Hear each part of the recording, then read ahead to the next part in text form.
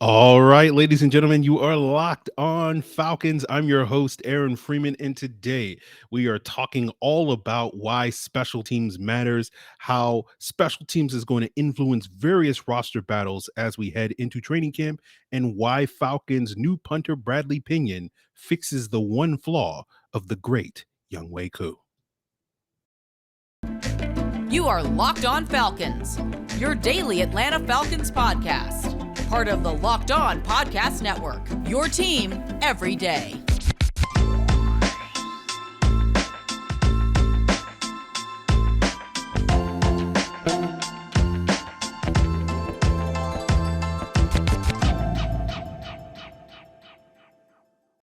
So, guys, you are locked on Falcons. You know me. I'm Aaron Freeman. Been covering this Falcons team for so many years, formerly at falcfans.com, RIP. Still going strong on Twitter at falcfans. And of course, the host of this illustrious Locked On Falcons podcast, your daily Atlanta Falcons podcast, part of the Locked On Sports Atlanta podcast family.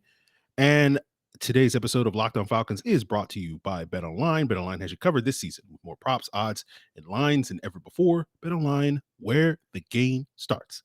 So we thank everyone that makes Locked On Falcons their first listen each and every day. Of course, Locked On Falcons is free and available on a variety of podcast platforms Monday through Friday, including Apple, Odyssey, Google, Spotify, and of course on YouTube. And if you subscribe to Locked On Falcons on YouTube, you will get the video version of the podcast the night before the audio drops. So, guys, today is all about special teams, and we are now finally wrapping up our pre-training camp positional previews where we break down each position group, and finally we get to the all-important special teams unit. We'll be talking kickers, punters, long snappers, coverage units, returners, all that and more on today's episode. And for those of you that are inclined to sort of have your eyes glaze over when special teams conversations come up, why are you listening to this podcast? But no, but like honestly, like special teams, it matters. You hear me say it all the time. And it matters in the actual games that the Falcons will have to play this season because, hot take, but the Falcons aren't going to be that good this year, right? Right. How good they are going to be is a matter of opinion, but the vast majority of Falcon fans seem to be in a mindset that the Falcons will not be a winning football team this year. And I'm sure many of you that are in the minority that don't agree with that opinion will voice yourselves in the comments. By all means, do so. But, when your margin for error is as thin as the Falcons is likely to be this season, special teams is going to play an important part for your ability to win some of these close football games, winning the field position battle, making kicks, getting punts, getting a big return that flips field, getting a big stop, pinning the team down in the 5-yard line. That can be the difference in these one-score ball games against a much tougher slate of competition. Tim Boyle's not walking through that door, guys. So, that's going to be important for this upcoming season. And the Falcons special teams was the best phase of their team last year in the second half of the season, thanks to, Thomas Morstead. More on that later. But we'll have to sort of see if that can continue. All right. We're hoping the offense and defense have made strides, but we're going to definitely need the special teams to step up in the future. Obviously, special teams also matters because it's going to impact roster battles. Right. And, a lot of position groups, several skill position players on the offense, several secondary and linebacker positions on the defense, depth wise, those guys are going to have to perform on special teams, and who wind up making those back end roster spots at wide receiver, at running back, at tight end, at linebacker, corner, safety could have be significantly influenced by these special teams competitions. And also for the roster nerds out there, all 5 of you that enjoy get as much joy out of looking at people's 53-man roster projections as you do a mock draft or whatever you guys enjoy looking at in your downtime. No judgment here. I'm a roster nerd like that. These special teams is important for those of you out there that are similarly inclined as I am. But let's talk about Younghoe Koo. Of course, we know Younghoe Koo is good. He's one of the top 3 players on the Falcons team that we sit here and no one has any concerns about him. AJ Terrell, Grady Jarrett's probably also in the top 3. We hopefully Kyle Pitts and Chris Lindstrom and maybe a couple other guys will be joining that Mount Rushmore of sort of unquestioned, elite players at their respective positions. We know Koo is that as a field goal kicker, one of the best in the business, probably only second behind Justin Tucker at this point in time. But Koo does have one weakness, and it is kicking the ball off. It's funny because Koo is so good at onside kicks, but when he has to kick for distance, he's not so good. He's well below average, right? Now, to be fair to Koo, he was better last year, especially kicking at home. About 75% of his kicks at Mercedes-Benz Stadium were touchbacks. And to me, that number needs to be north of 2/3, 67%, to be considered effective kickoff guy. Now, in previous years at home, it was only 43%. Now, where Koo struggled in 2021 as a kickoff guy was kicking outside of the dome, where only about 35% of his kickoffs were touchbacks, I'm sorry, which was down from the previous 2 years where that was about 51%. And so that led to the Falcons signing, of course, Bradley Pinion, who was cut by the Bucks as their new punter. And Pinion happens to be one of the best kickoff specialists in the league the last couple of years. In fact, 85% of his kickoffs have been touchbacks in the last 3 years combined, which is the best rate in that span of years among the NFL kickers. So Pinion certainly solves that one glaring issue, or if you can call it a glaring issue, with Younghoe Koo. Basically, when you want to pin a team back, Koo wasn't necessarily as capable of doing that, but Pinion is definitely going to do that. Now, obviously, Pinion's primary role will be as a punter, and he certainly is a better option than what the Falcons had prior to signing him. But we'll see where he sort of lands in terms of his effectiveness as a punter this upcoming season. He certainly should be competent. Pro Football Focus has graded him fairly well these last couple of years in Tampa Bay, ranking him in their top 11 punter rankings for 3 years in a row. Football Outsiders, if you look at their DVOA metrics, are less kind towards Bradley Pinion, basically saying the Bucks have had a below-average punt team the last couple of years. That was certainly true last year, which led to Pinion's release. Where he's coming off a down year, but a lot of that was owed, as far as I understand it, to injuries. He was dealing with a hip injury, I think multiple hip injuries last year, and played through that, showing his toughness and willingness to sacrifice for the team. And once again, special teams comes all the way through for a team like the Tampa Bay Buccaneers, and hopefully for the Falcons in the future. But hopefully he'll be healthy this season and have a nice rebound season. I don't know exactly when he suffered that hip injury, but according to Pro Football Focus, he was like lights out in week 1 in that Dallas game, that season opener, earned special teams player of the week for some really great punts in that game, and then subsequently was never quite the same. So I imagine he suffered that injury at some point after that point. And hopefully, if he's healthy this year, he can look more like the week 1 version of Bradley Pinion, which is, special teams player of the week, than necessarily the guy subsequently that was dealing with those injuries. But at his best, he can be a high level punter. At his worst, he should be better than what the Falcons had for most of last year until they picked up Thomas Morstead. I think he's certainly going to be better than Cam Nizelek, who was the Falcons punter for the first month of last year and struggled in that role. The question is going to be, is he going to be significantly better than Dustin Colquitt? At the very least, he should be better than Colquitt. Colquitt did some nice stabilization for the Falcons punt team, but it wasn't great when he was here. Obviously, things got much better when Morstead was picked up midway through the season and finished strong in those last 7 games. What's interesting about Bradley Pinion is the fact of the matter is that the Falcons are actually going to pay Pinion more money, $1.5 million, than they would have had to pay had they re-signed Thomas Morstead to the same contract that he signed with the Miami Dolphins, which is about $1 million. Now, what'll be interesting if Pinion does play well, the fact is that, Pinion is 8 years younger than Morstead, and I think that's owes to why the Falcons were willing to let Morstead walk for basically pennies on the dollar to Miami, because Morstead's 36, Pinion's 28.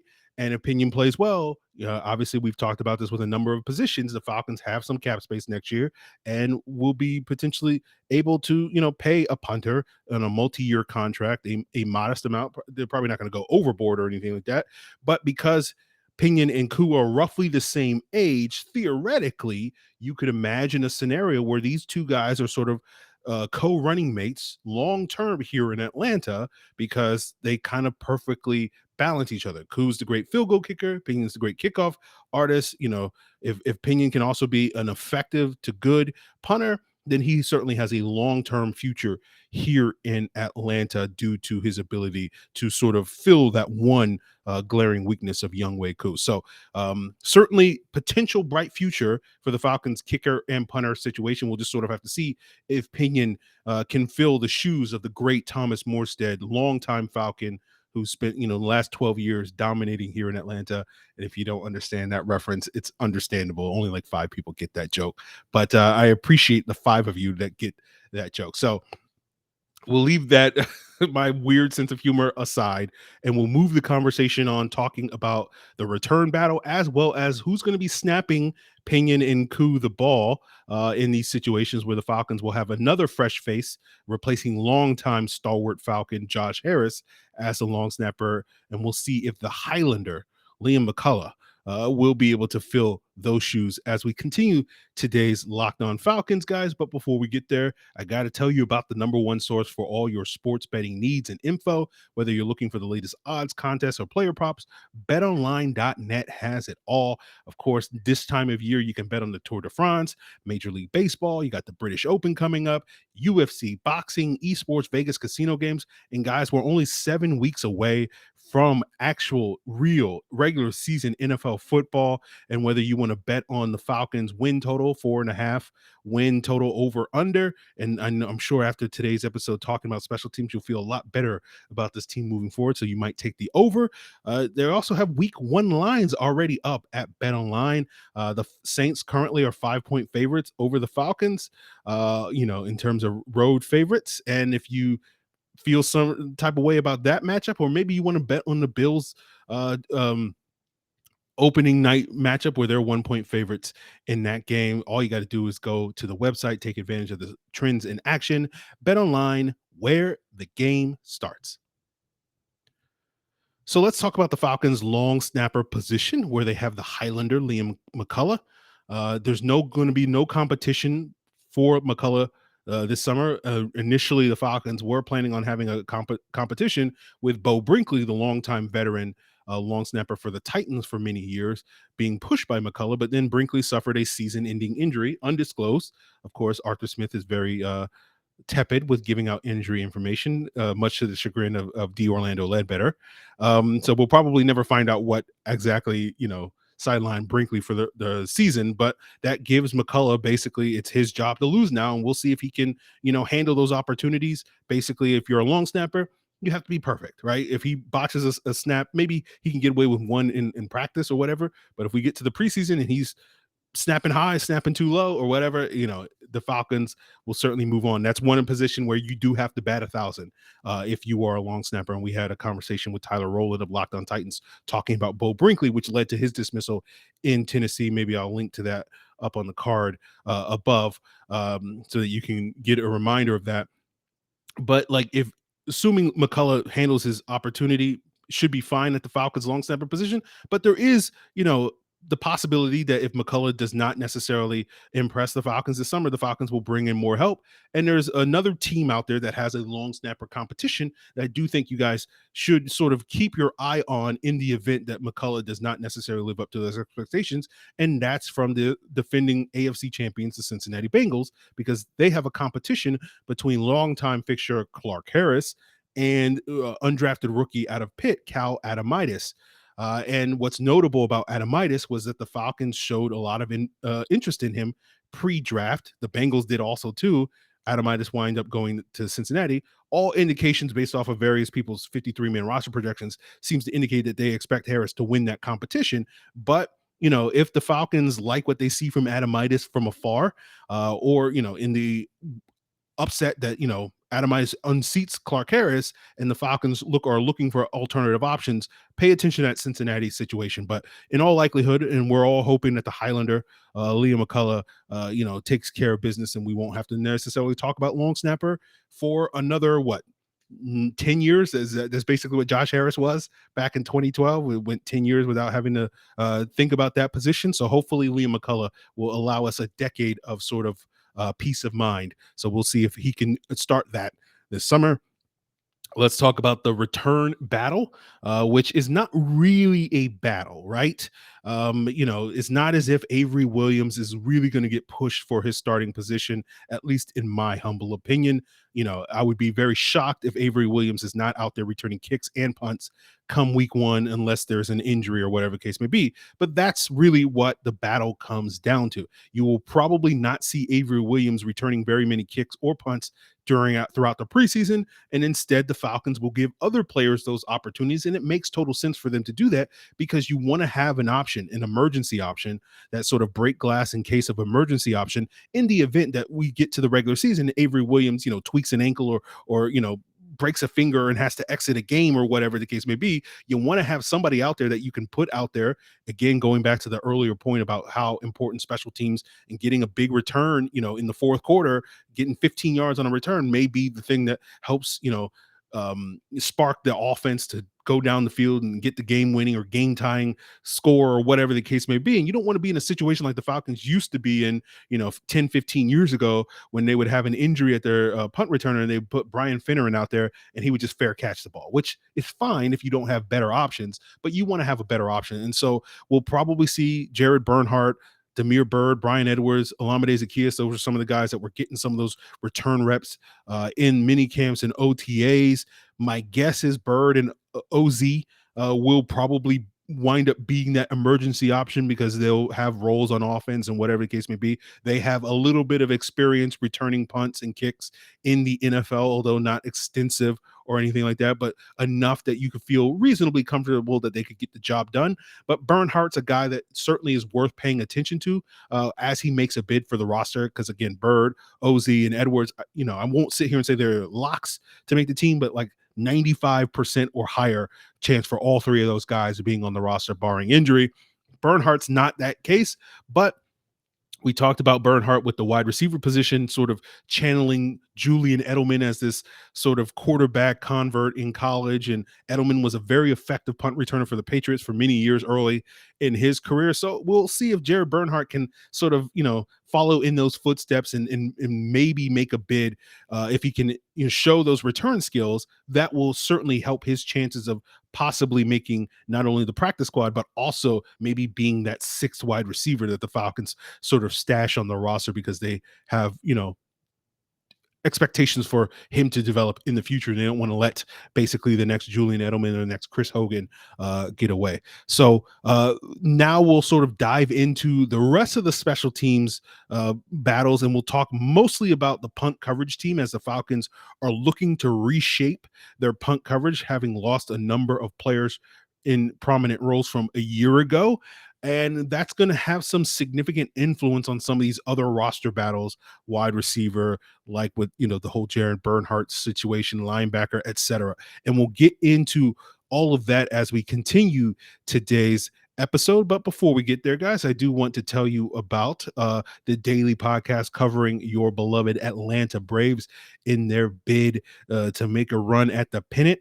And of course, check out Locked On Braves each and every day on your preferred podcast platform, all the same ones that you are listening and or watching, Locked On Falcons. And you should also check out the Locked On Sports Atlanta podcast feed, where you get 3 shows covering all of local sports as well as national sports. That's Mark Zeno's A to Z, that's John Chuckery's Hitting Hard, and ATL Day Ones with Jarvis Davis and Tanitra Batiste. If you check out ATL Day Ones earlier this week, you saw a familiar face on that show. But the other thing about Locked On Sports Atlanta is that you also get the Locked On Braves postcast that breaks down every single Atlanta Braves win and loss this season. So make sure you subscribe to all of these shows, Locked On Braves and Locked On Sports Atlanta, on your preferred podcast platform. And guys, I want to tell you about a situation that you are all familiar with, where money can be a little tight and you can, be worrying about where that next paycheck is going to come. And you don't necessarily have to worry about that anymore, because Dave is here to fix those stressful situations. And Dave is not a person. Dave is a banking app that can get you up to $500 instantly with extra cash, and there's no interest, there's no credit check needed. Millions have already downloaded the Dave app, and you can too. I know for me personally, there have been times in the past where money gets a little tight and I'm worried about my car. right? And I got an older car, so the maintenance fees go up. And there's certain situations where, like, if something happens with this car, if something breaks on it or whatever the case may be, I don't know what I'm going to do because I can't necessarily afford to take it into the shop. And the $500 would cover a lot of some of those expenses potentially if I had to do that. So, I can download the Dave app by heading over to the App Store. That's DAVE. And I can sign up for an extra cash account and get up to $500 instantly. And you can too. And for terms and conditions, go to dave.com/legal. Instant transfer fees apply. Banking provided by Evolve, member FDIC. And trust me, guys, your future you will thank you. So let's talk about the punt coverage team. And this is where we get into the real roster nerdy stuff. Again, for the five of you out there that really get excited when you see a 53-man roster projection, you're sitting there going, that guy making a fifth wide receiver spot. Ooh, I have a different player. This is the section for you. This is the stuff that you need to pay attention to, right? Now, part of the reason why we're going to focus on punt coverage and not say kickoff coverage, right? And most of the time when you hear me talk about coverage units, I'm focusing on punt coverage, largely due to my bias, but I think it's a well-founded bias that kickoff coverage in today's NFL doesn't really matter as much. It's the one element of special teams that doesn't matter as much. It still matters, but it's not as important as the punt coverage team. And certainly now the fact that the Falcons have one of the elite kickoff specialists in the league that basically is going to only allow like 20% of all kicks, or maybe even less than that, get returned, it's going to be harder for someone to sort of carve out their status and make a name for themselves on kickoff coverage. However, that is not the case on punt coverage. And you look around the league, about 40% of all kickoffs league-wide are returned this year. And of course, again, the Falcons, that number sharp probably would be less than 20%.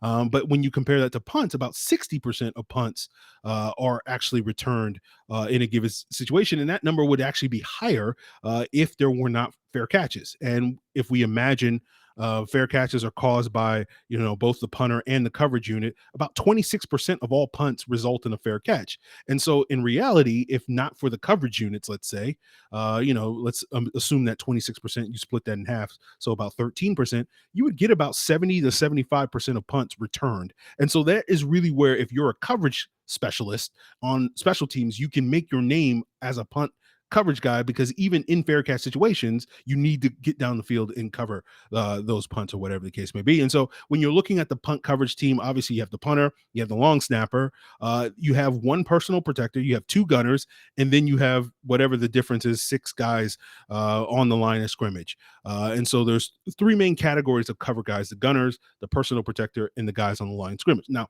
let's talk about the gunners for a second, right? If you're not familiar with what a gunner is, those are the guys on punt teams that line up basically like wide receivers. Their job is to get down the field as quickly as possible, force the fair catch, or make the tackle, possibly. Last year, the Falcons started out with Cordero Patterson, Alameda Zaccheaus in those roles. Obviously, those guys kind of graduated to offense, particularly Patterson, and primarily it was Zaccheaus and Darby for the rest of the season, although you did see a little bit of Kendall Sheffield, you saw a little bit of Avery Williams, Christian Blake dabbled here or there, and maybe a couple of other guys. Now, my expectations for the Falcons gunners roles will be taken over by Mike Ford, the cornerback, and Kadero Hodge, the wide receiver. They got the work there primarily in the offseason from most accounts. And those, to me, that's what they're here to do. That's what those guys have specialized doing in the NFL. Ford in Detroit and Denver, Hodge in Cleveland and other stops. That's what they're here to do. That's the reason why you signed them. You didn't necessarily sign them because you think Mike Ford's going to be an elite corner or Kadero Hodge is going to really move the needle as a wide receiver. You're signing those guys for the special teams value. Now, Avery Williams did get some run in mini camps, according to reports, as a gunner, but I imagine Avery Williams is going to be that personal protector, and the personal protector is kind of the running back on a punt team. He lines up in front of the punter. He lines up behind the line of scrimmage. He's basically the last line of defense to prevent a punt being blocked. Eric Weems was, a stalwart for the Falcons on special teams throughout his career in the past. He's sort of the sort of high bar for what a great personal protector. I don't think a single punt ever got blocked when Eric Weems was on the field throughout his career. And I imagine Avery Williams will be the guy replacing Daron Harmon, who was primarily the Falcons' personal protector last year. Although Avery Williams did dabble there for a single game, then got hurt and then was missing from punt coverage, and then got some work as a gunner late in the season in those last 2 games, particularly against Buffalo. He made that forced fumble, and I remember reacting to that, and like Okoye in Infinity War when Scarlet Witch comes down. And I'm like, why was he up there the whole time? Like, he was basically not on the Falcons punt team for most of the season. It was like we felt like there were a number of plays that he could have been making all that time that the Falcons didn't get until weeks 2. But the personal protector job to me makes the most sense for Avery Williams to fill those shoes. And the reason for that is in part due to his conversion to the running back position. Now, the biggest obstacle, and we talked about this when we broke down the running back position, to Avery Williams getting reps at running back on offense is going to be his ability to hold up in pass protection. And you can see some mirrors, some parallels between being that personal protector on punt team and also developing those pass protecting skills on offense. And so that's why it makes the most sense. But we'll see if the Falcons decide to make Williams a gunner, and they have alternative options as that personal protector. Eric Harris spent a large portion of his career doing that. Damian Williams has dabbled at that. Primarily, most NFL teams use either running backs or safeties, reserve running backs or safeties as that personal protector. The Falcons, obviously, with Eric Williams, used him as a reserve wide receiver for many years, and they were kind of the exception to that. So we'll see how those battles go on. Moving on to the guys on the line of scrimmage, typically you want guys that are like 220 plus to hold up against, the bigger guys that are trying to punt blocks. Although the Falcons did have Richie Grant, who's considerably smaller than that. Jalen Hawkins was also on the line of scrimmage last year. Because the expectation those guys will be starting safeties, they will probably graduate. You'll probably see Dean Marlowe replace one of those guys, Damian Williams, if he's not the personal protector, replace the other one. The loser of the Michael Walker, Nick Kwiatkowski battle will also be on the punt coverage team. I suspect that will be Michael Walker, who will be the backup to Nick Kwiatkowski at that starting will linebacker spot. But both of these guys have lots of experience on coverage units. So regardless of how that plays out, the special teams will be fine with both of those guys and enhanced with both of those guys. You'll see Keith Smith on the line of scrimmage. Expect to see D'Angelo Malone. We'll see if Ade Ogundeji graduates from special teams to defense. Once you have a certain amount of role on offense or defense, typically teams don't want to waste you on special teams or risk injury on special teams. And we'll see if Ade Ogundeji graduates to that level, being one of the top 3 edges for the Falcons, or if the Falcons just still sort of see him, well, you got to do something for us in addition to, getting splitting those reps with Arnold Ebiketie at that jack linebacker spot. So we'll see about that. But they have ready-made replacements in it: Parker Hesse, Nick Kwiatkowski, John Fitzpatrick, Michael Walker, Keith Smith, etc. So they should be fine if Ogundeji does wind up graduating. We'll see if Tyler Algier get some run on the punt coverage team. I don't think he is. We'll see though. Like, Algier has the mentality to be an outstanding special teams player. He just doesn't have that much experience. Although again, his pass as a linebacker should help him in that regard.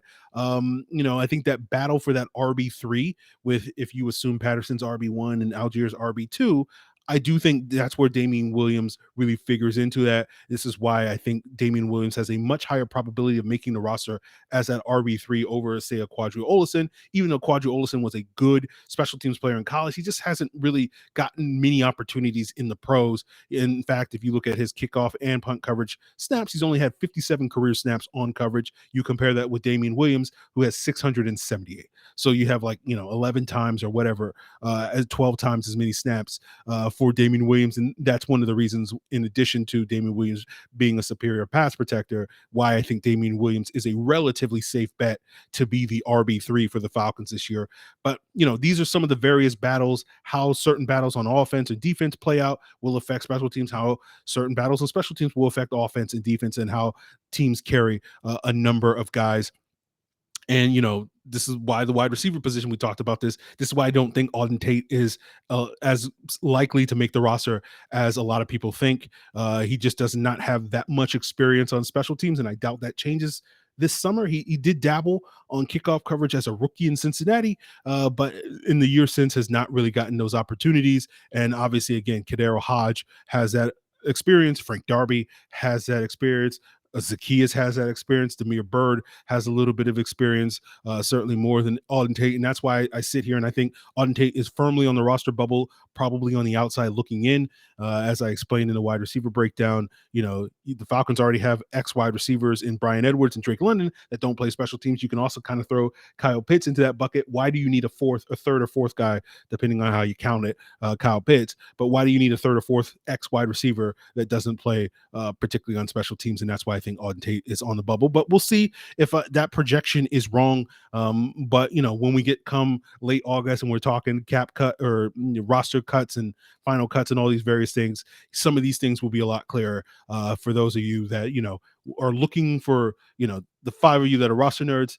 Pay attention to who's out there playing on special teams on fourth downs. Paying attention to fourth down in the preseason is going to tell you a lot about where guys are going to make the roster. I remember a year ago, Errol Thompson and Dorian Etheridge both shined on defense at linebacker, but Thompson got almost no snaps on special teams while Etheridge got a bunch of them. And so that kind of signaled that Etheridge was the guy that had a much higher chance of making the roster, and he was one of 2 special teams players that did, or undrafted rookies that did make the roster, along with Felipe Franks, who may also be in the mix on this punt coverage team. He did dabble as a personal protector for, I think he got 1 snap in that capacity, and maybe the Falcons are really serious about having Felipe Franks on a punt team. So he's another guy that we could see in that regard, and that will certainly enhance his ability to make the roster if he can find a role on fourth downs, as opposed to, I'm sure, much to the chagrin of many Falcon fans, finding those opportunities on first, second, and especially third and shorts. So we'll see how that all plays out, guys. That's it when it comes to the special teams. We are done with the positional previews. Tomorrow's episode, unless, we'll see what happens. Rookies report on Tuesday. So maybe the Falcons make some moves or something like that ahead of that. But more than likely, if they're going to make any roster moves ahead of training camp, I imagine it's going to be picking up veterans. So that may wait another week. So if assuming there are no major occurrences, tomorrow we will get into the defensive best bets. We did that at the beginning of the month with the offense, talking about which areas of improvement are the better bets to make for the Falcons. And unlike the offense, where it was just kind of like 2 position groups getting better, wide receiver and tight end, you could make pretty good bets in favor of, and everything else was kind of a toss up. I think there's going to be a lot better bets that certain areas of the Falcons roster, like the pass rush and the coverage and all these various things that you heard me outline all last week, are better bets to make this upcoming season. So I feel like the defense is a relatively good bet that we will see significant growth there. The offense remains a question mark, but we'll sort of examine that later in the week. We'll probably have a couple of guests on later in the week to get their thoughts on sort of what they're looking forward to seeing in training camp in this upcoming season as well. So you can look forward to that as you continue making Locked On Falcons your first listen each and every day, of course, on YouTube, Odyssey, Apple, all that stuff and more, guys. And also make sure you check out today, because I believe the NFL Top 50 drops on Monday, and that is, of course, the Locked On is giving you the top 50 players that really move the needle for odds makers, presented by BetOnline. You'll get the local experts breakdown of each of those 50 guys on the Locked On NFL podcast, in addition to the daily content that show does, breaking down all 32 NFL teams and all the news around the league. So go check out Locked On NFL as your second listen, in addition to Locked On Braves and Locked On Sports Atlanta as well, guys. And that is going to do it for us here. I appreciate you for tuning in. I hope you have a great week. I hope you have a great weekend. I'm going to jump on the grill immediately after recording this episode. So, I will have the meat sweats later on. So if you're looking for me, that's where you can find me, taking a nap from delicious ribs and burgers that I'm going to throw on a grill, and a couple of chicken thighs as well. So if that gets your mouth going, you can live vicariously through me. All right, guys, I appreciate it. Till then.